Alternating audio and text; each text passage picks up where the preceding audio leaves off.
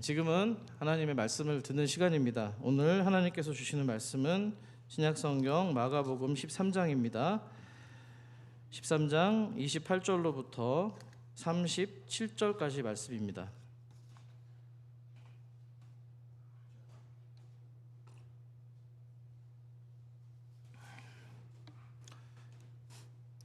다 찾으신 줄 알고 한 절씩 교독하신 후에 마지막 절을 같이 합독합니다. 28절입니다. 무화과 나무의 비유를 배우라. 그 가지가 연하여지고 잎사귀를 내면 여름이 가까운 줄 아나니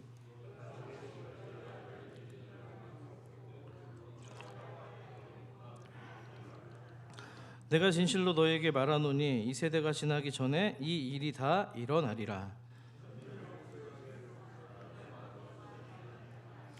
그러나 그날과 그때는 아무도 모르나니 하늘에 있는 천사들도 아들도 모르고 아버지만 아시느니라. 가령 사람이 집을 떠나 타국으로 갈 때에 그 종들에게 권한을 주어 각각 사무를 맡기며 문지기에게 깨어 있으라 명함과 같으니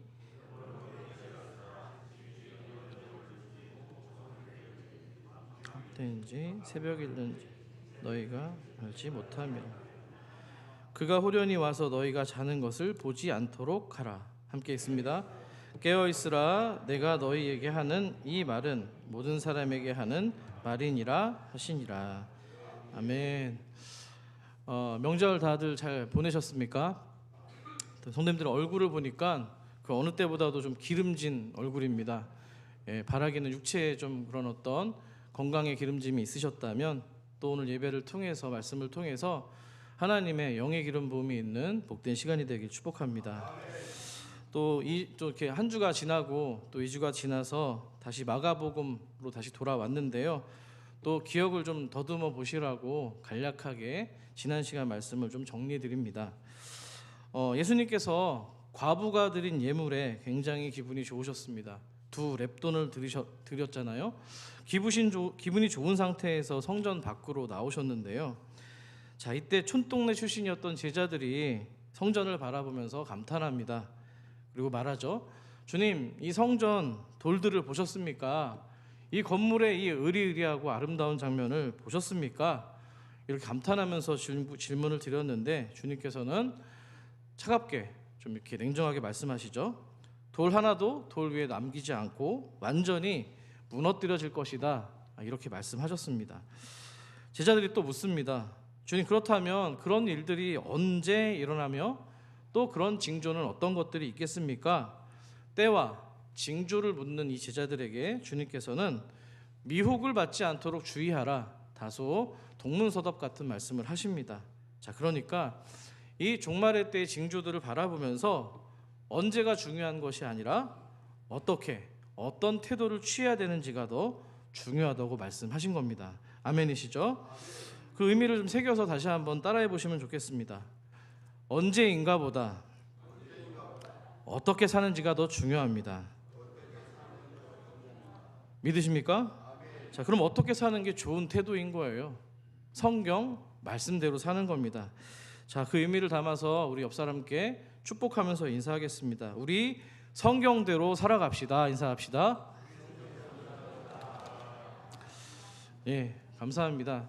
사실 이 마가복음 13장은 굉장히 어려운 본문입니다. 이 종말론을 말씀드리다 보면은 성도님들 얼굴이 이렇게 일그러지시는 거예요. 1부 때도 좀 힘들어하시는 분들이 계셨는데 그럼에도 불구하고 하나님 말씀이시니까 그래도 한 절이라도 여러분의 영혼 가운데, 삶 가운데 또 생명의 복을 주실 줄 믿습니다. 또 조금 스킵하는 좀 장면이 있는데요. 14절부터 제가 27절까지 말씀은 나중에 좀 기회가 되면은 좀 자세히 다루도록 하고요. 그래도 내용을 좀 요약해서 말씀드리고 지나가겠습니다. 우리가 읽진 않았습니다만 주님께서는 그 이후로 14절부터 27절까지 말씀을 통해서 또 몇 가지 징조들을 말씀해 주셨습니다. 대표적인 몇 가지만 말씀드리면 종말의 때 거짓 선지자들이 많이 일어나고요. 우리가 또 확인하다시피 거짓 그리스도가 출현해서 너희들을 미혹할 것이다. 그러니까 깨어 있어서 주의하라는 당부입니다. 그리고 그때가 되면은 전무후무한 환란이 있을 텐데 그 부분에 대한 예언을 하셨습니다. 근데 그 환란은 당시 이제 역사적인 근거리에 있어서 벌어질 일들에 대한 예언이었는데요. 바로 주후 AD 70년에 있을 로마 군대의 성전 파괴와 예루살렘을 함락하는 겁니다. 양민 학살도 있었는데요.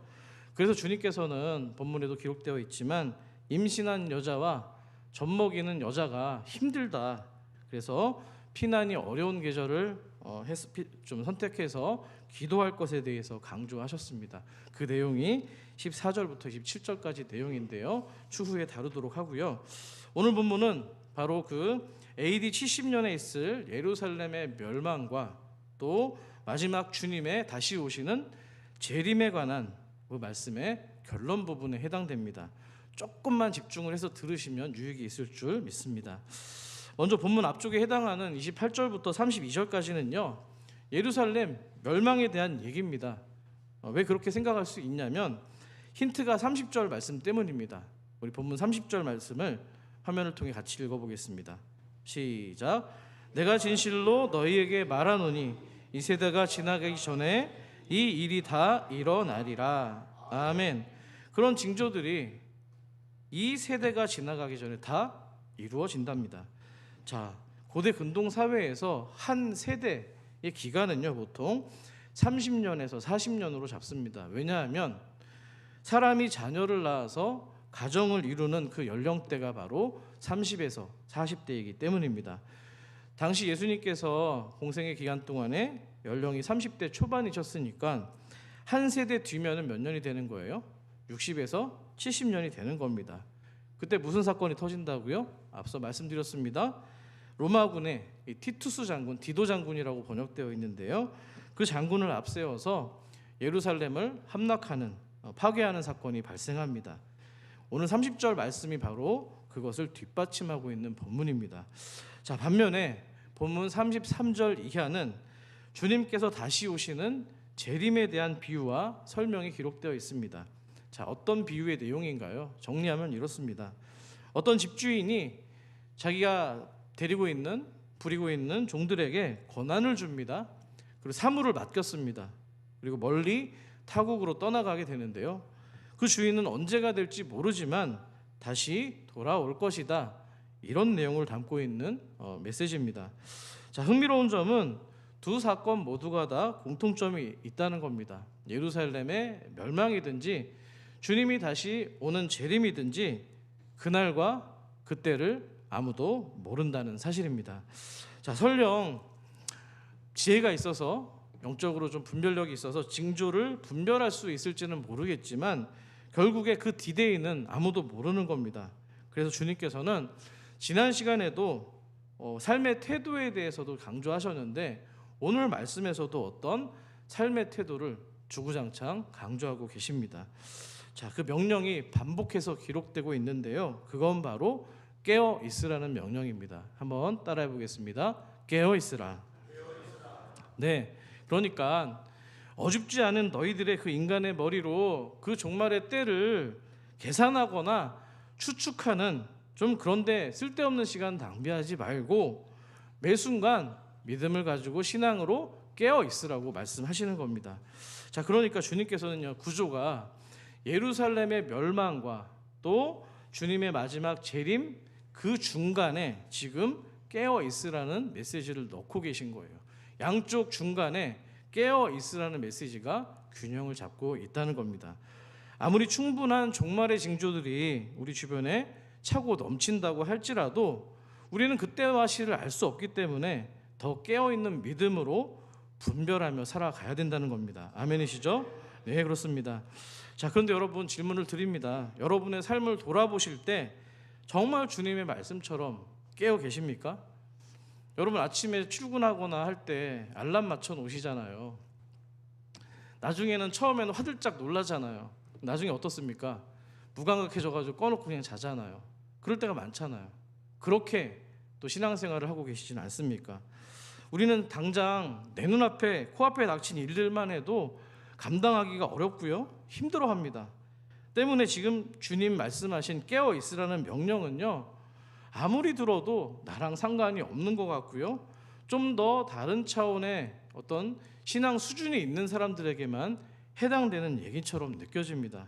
자, 그런데 시대가 변해도 그런 우리들의 인간의 이 삶은, 그런 연약한 모습은 변하지 않는 것 같습니다. 왜냐하면 주님께서 이 마태복음의 혼인잔치 비유를 통해서 깨어있지 못한 어떤 인간의 형편을 예견하고 계셨기 때문입니다. 자, 이 혼인잔치의 비유가 기억나십니까? 어떤 임금이 잔치를 열었습니다. 자기를 위한 잔치가 아니고요, 자기 아들의 혼인잔치를 위해서 성대하게 열은 겁니다. 그래서 부리고 있던 종들을 통해서 많은 사람들에게 초대장을 보낸 겁니다. 우리 아들의 혼인잔치에 와서 축복해 달라는 거죠. 그런데 사람들의 반응이 어땠던가요? 어떤 사람들은 밭으로 가고요, 본문에 있는 표현을 빌면 어떤 사람들은 사업하러 가고요, 어떤 사람들은 오히려 이 초대장을 건네줬던 종들을 잡아다가 모욕하고요, 심지어는 죽이기까지 했다는 겁니다. 저마다 자기가 가진 일상에 빠져서 이유는 다 다르지만 주인의 초대에 응하지 않은 겁니다. 자, 관심조차 없다는 표현이 더 맞을 것 같습니다. 자, 그런 의미에서 본다면 우리가 앞선 지난 시간에 살펴봤던 여러 가지 이 종말의 징조들은 그냥 대충 넘어갈 수 있는 그런 시그널이 아니라는 겁니다. 자, 어떤 종말의 징조들이 있었습니까? 전쟁과 지진이 있었고요, 난리와 소문들이 무성했고요, 기근이 일어난다고 합니다. 자, 이런 다양한 징조들은요, 결국에 이 세상 끝이 있구나, 그리고 그 끝이 어제가 될 수도 있고 오늘이 될 수 있음을 깨워주고 있는 바로 하나님의 경종이요, 알람과 같은 역할을 한다는 겁니다. 자, 물론 앞서서 말씀드렸지만 우리는 그런 징조들만 가지고서 주님의 정확한 재림의 때를 알 수는 없습니다. 하지만 성도들로 하여금 최소한 일상 가운데서 깨어있는 삶을 살아갈 수 있도록 그렇게 독려하는 데에는 결코 작지 않은 충분한 정보라는 사실입니다. 자, 그럼에도 불구하고 우리들은 그런 재난과 징조들을 바라보면서 어떻게 반응하던가요? 멀리 갈 것도 없습니다. 제가 그렇습니다. 그런 일들이 나에게만 닥치지 않으면, 나에게만 영향을 주지 않는 것이라면 우리는 심드렁하거나 냉소적으로 변할 때가 많다는 겁니다. 아, 이번에는 어디에서 전쟁이 터졌구나, 러시아와 우크라이나, 그것도 이제 뭔가 무뎌진 것 같아요. 또 어느 나라에 지진이 났다더라, 아이고 TV를 보면 아프리카에 또 굶어 죽는 아이들의 또 모습이 나오면서 도와달라는 어떤 화면이 많이 나오네. 그냥 한쪽 귀로 듣고 잠시 안타까워하다가 또다시 쉽게 흘려보내버리곤 합니다. 우리는 얼마 전에 전 지구적인 이 코로나 질병을 겪으면서도 그랬습니다. 시대적인 경각심도 잠깐이었습니다. 그저 불편하니까 빨리 끝났으면 좋겠네, 이 정도로 넘어갑니다. 그건 뭐 믿지 않는, 신앙이 없는 사람들도 마찬가지였습니다. 하지만 오늘 주님의 말씀은 분명 다른 겁니다.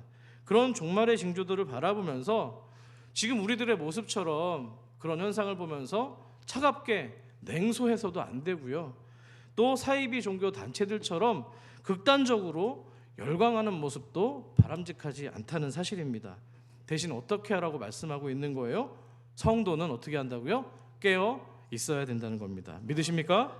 예, 그 사실이 중요하기 때문에 주님은 오늘 반복해서 지금 말씀을 하고 계시는데요.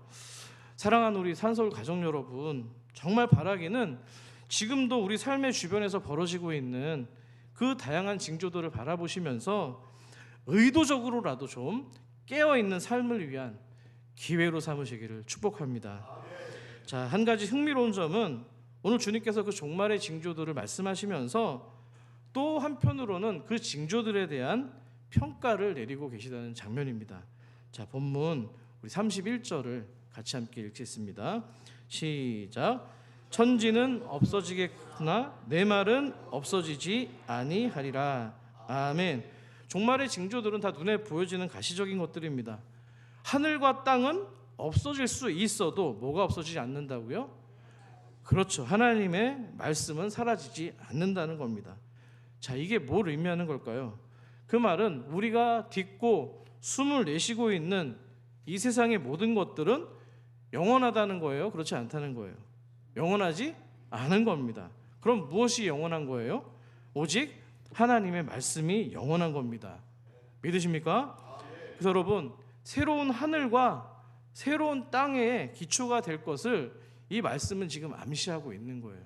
어떻게 확인해 볼 수 있을까요? 신약성경 요한계시록을 보시면 21장에 이런 말씀이 있습니다. 같이 한번 읽어볼게요. 시작.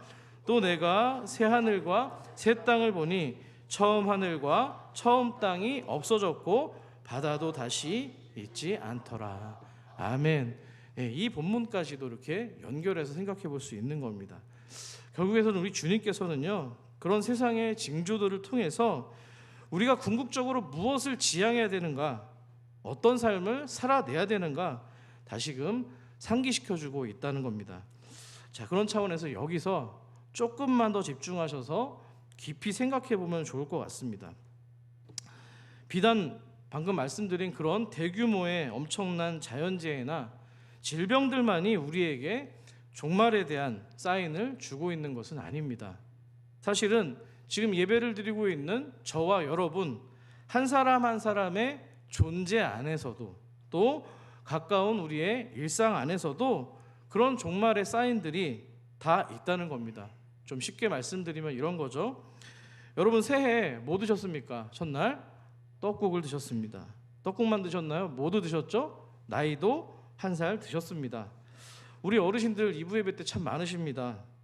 해가 갈수록 작년과 올해 몸과 기운이 달라지셨을 겁니다. 맞습니까?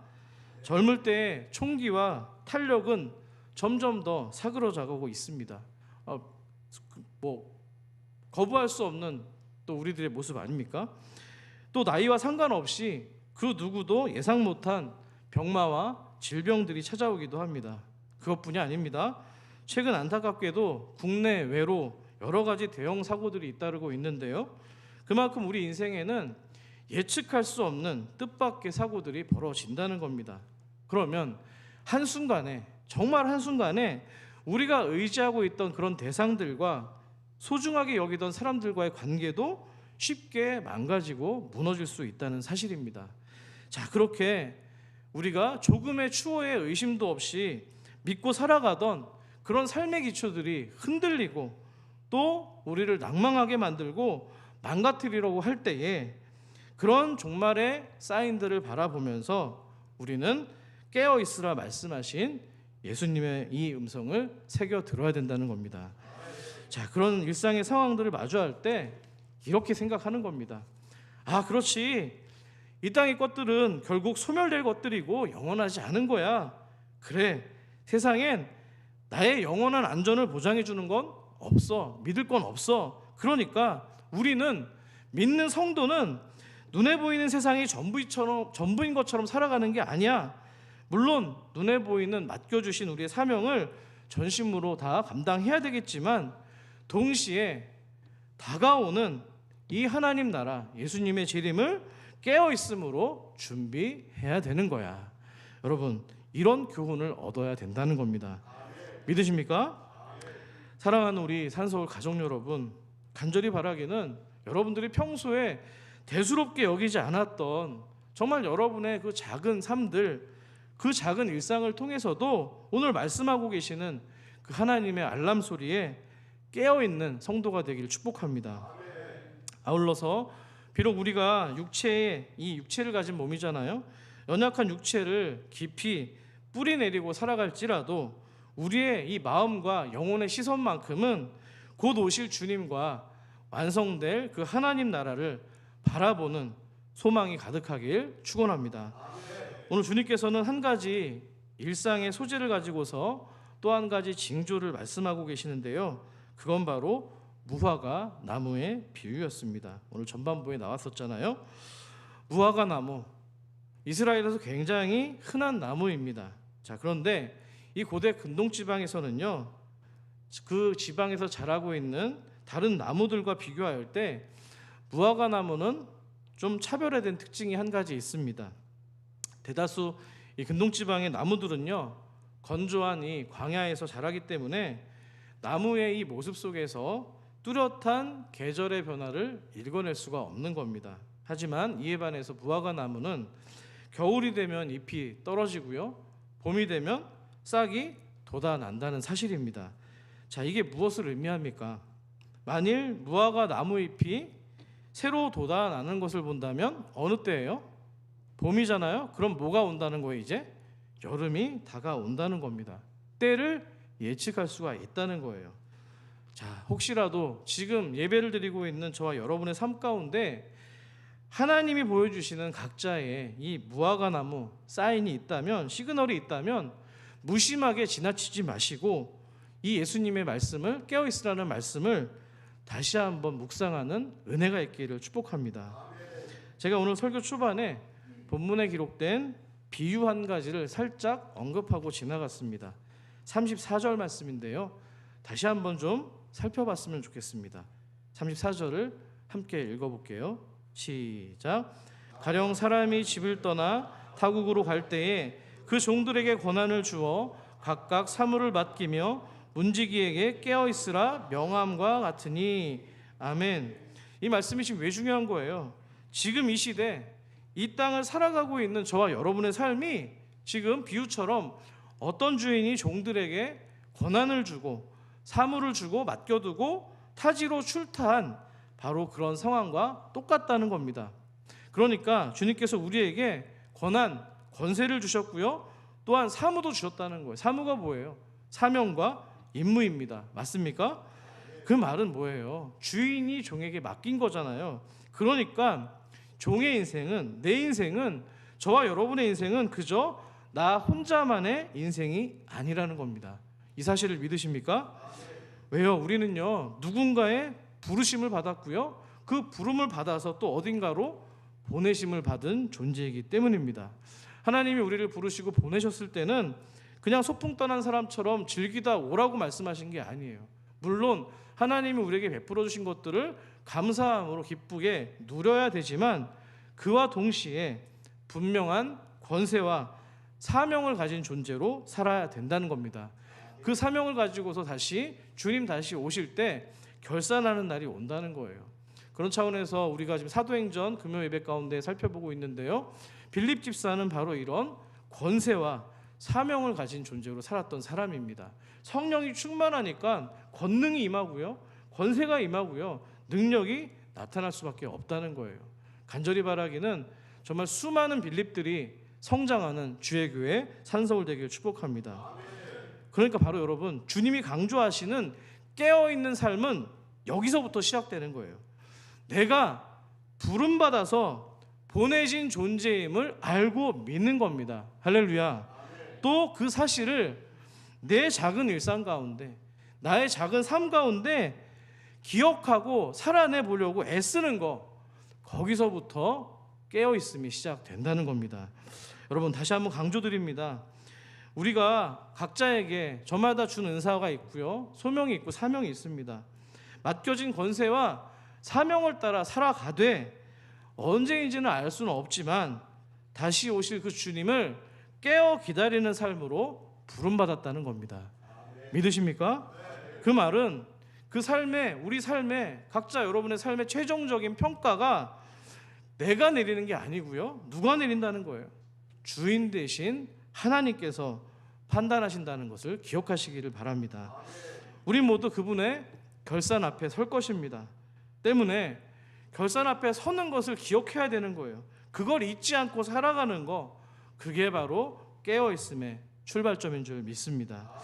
저는 오늘 본문에서 가장 강조하고 싶은 부분이 있는데요, 또다시 34절을 쳐다보시면 좋겠습니다. 많이 읽죠? 34절을 다시 한 번만 읽어볼게요. 시작.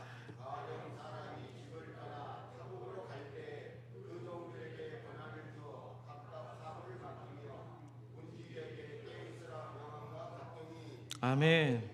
제가 자꾸 이렇게 슬쩍슬쩍 지나갔는데요, 주님께서는 본문 속에서 종들을 언급하고 계십니다. 그렇죠?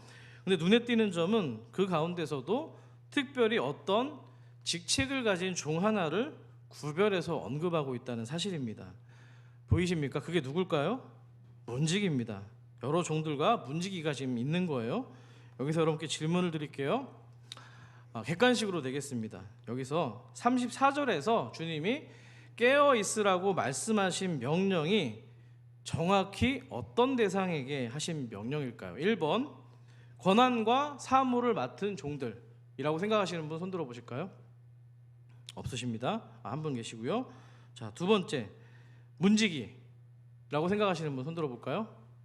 네, 좋습니다. 세 번째 종들과 문지기 둘 다를 말하는 것이다. 손 들어 보겠습니다.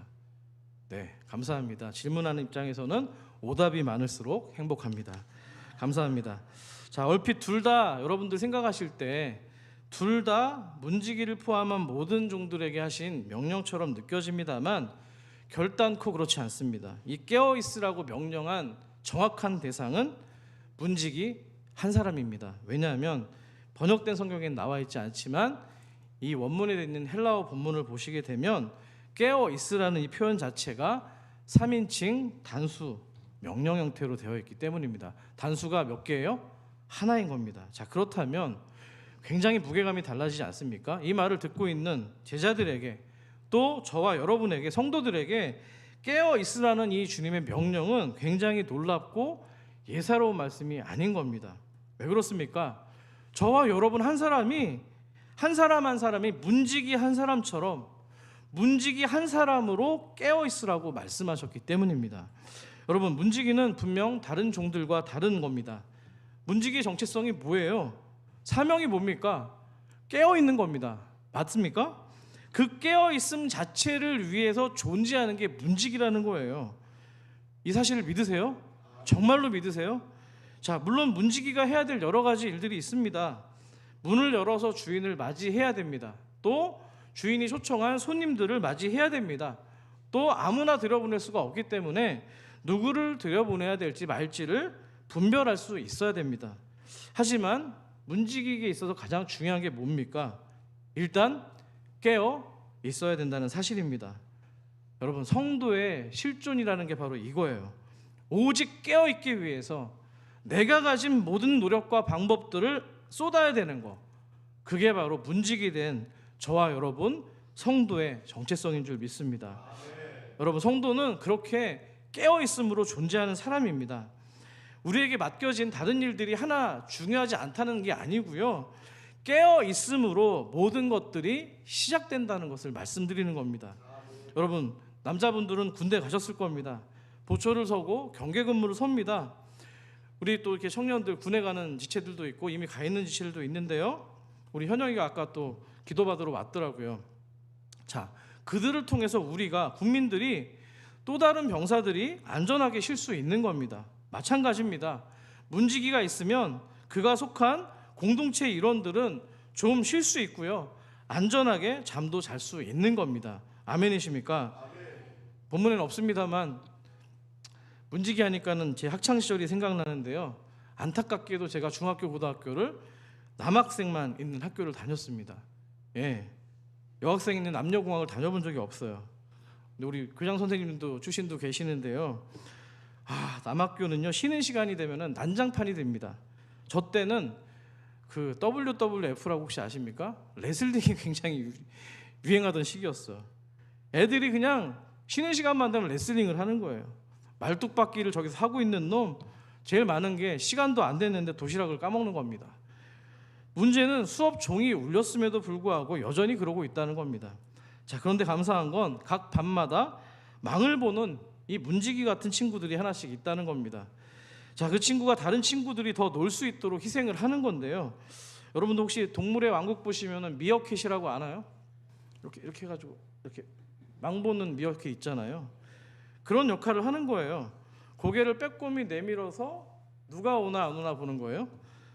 선생님이 오는지 안 오는지 복도 끝을 주시하기 시작합니다. 그러다가 저 멀리서 선생님의 헛기침이 들리거나 또 발자국 소리가 들리거나 옷자락이라도 보이기 시작하면 그 문지기 같은 친구가 외칩니다. 뭐라고 외칠까요? 야, 떴어. 예. 자, 저희 때는 왜 별명이 다 선생님들이 다 좋지 않았던 것 같아요. 독사도 있고요, 도끼도 있었습니다. 야, 저기 독사 떴다. 야, 저기 영어 선생님 도끼 떴다. 뭐 이렇게 외치는 겁니다. 비유가 좀 이상합니다만 무슨 의미인지 아시겠죠? 예수를 믿는 사람들의 삶이 그렇다는 겁니다. 세상 속에 있는 교회와 성도의 사명이 그래야 된다는 거예요. 누군가의 안전과 생명을 위해서 주의 오심을 깨어 기다리면서 외치는 자가 되어야 된다는 사실입니다. 여러분, 제가 구약 성경을 찾아보다가 정말 이 문지기가 얼마나 감격스러운 직책인지를 좀 깨닫게 되었습니다.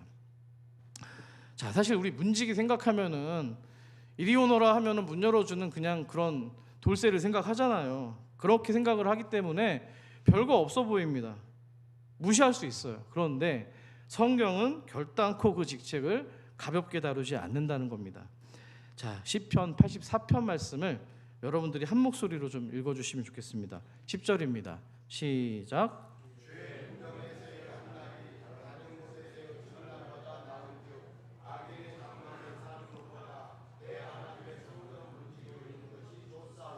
아멘. 여러분, 이 고백을 하고 있는 시인은요, 단순한 지금 겸손의 차원에서 이렇게 얘기하고 있는 게 아니에요. 굉장한 자부심과 사명감이 담겨 있는 고백입니다. 그럴 만한 이유가 있습니다. 궁금하시죠? 궁금하십니까? 궁금 안 하시면 안 알려드려요. 자, 역대상 9장 22절을 함께 보시면 이유가 이해가 되실 겁니다. 22절을 같이 읽습니다. 시작.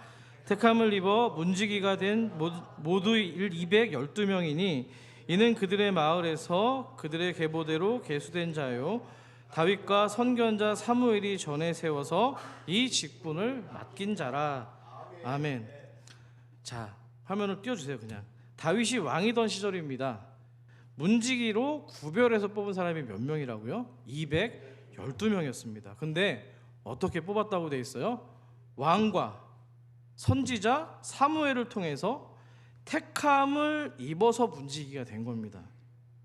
문지기 아무나 될 수 있는 게 아니고요. 택함을 입어야 되고요. 구별되어야만 뽑힐 수 있었던 존재가 문지기였다는 겁니다. 저와 여러분 어떻습니까?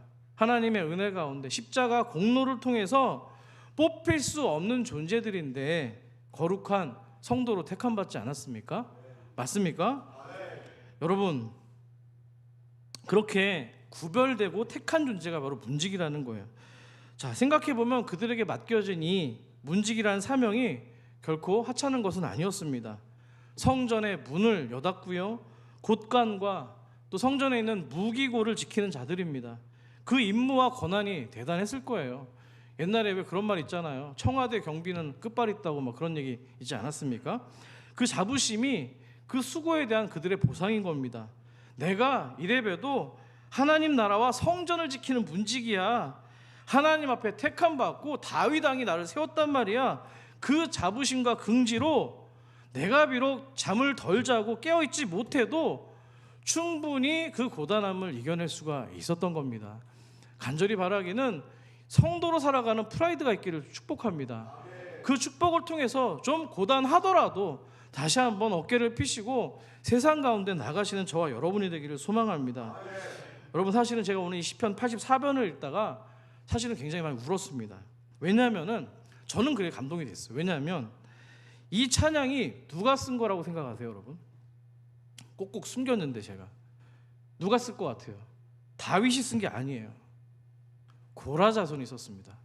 자, 고라라는 사람, 성경의 인물은 과연 어떤 인물일까요? 이 사람은 하나님의 성전 일을 감당하는 레위 지파였습니다.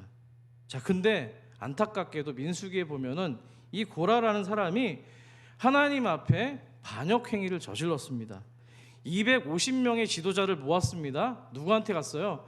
모세와 아론 앞에 가서 반기를 든 겁니다. 하나님이 택한 리더십에 반기를 든 거예요. 자, 이런 거죠. 야, 나도 레위 지파야. 똑같이 레위 지파인데 왜 맨날 명성을 얻고 영광 받는 일, 리더에 있는 어떤 그런 권력은 니네 둘이 지금 독점하고 있냐? 불만을 표출한 겁니다. 그 사람이 250명이나 됐다는 거예요. 그 결과는 어떻게 되었을까요? 성경을 통해서 한번 확인해 보겠습니다. 민수기 16장 32절입니다. 같이 읽습니다. 시작. 땅이 그 입을 열어 그들과 그들의 집과 고라에게 속한 모든 사람과 그들의 재물을 삼키매. 하나님은 당신에게 모세에게 반기를 들었다는 거는요, 하나님의 권위에 대한 도전인 거예요. 고라를 비롯한 250명의 지도자들이 모조리 다 죽어버렸습니다. 자, 근데 다행스럽게도 민수기 26장에 가면은 오늘 읽진 않습니다만 확인해 보세요. 고라의 아들들은 죽이지 않았다고 기록합니다. 자, 이런 범죄를 저질렀던 가문이면 멸문지와 그냥 다 풍지박산을 내야 되는 게 맞는데, 그 이후에 이 고라 자손의 삶 궁금하지 않습니까? 레위인의 자격을 왠지 상실했을 것 같기도 합니다. 그런데 제 옹졸한 생각과는 달리 그들은 어떤 사람들이 되었을까요? 시편 84편 1절을 10절을 화면을 통해서 처음부터 끝까지 같이 읽습니다.